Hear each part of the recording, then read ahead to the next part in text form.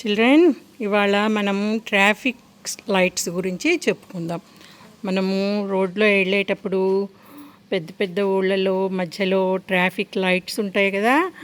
ఆ traffic lights మనకేం చెప్తాయి అనేది తెలుసుకుందాం.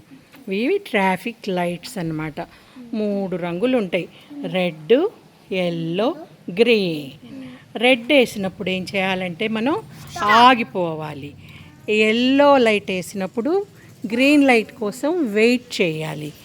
గ్రీన్ లైట్ వేసినప్పుడు వెళ్ళాలన్నమాట.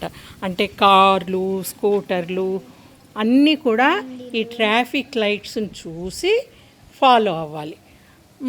రెడ్ లైట్ వేసినప్పుడు సర్రని వెళ్ళిపోకూడదు, ఆగిపోవాలి.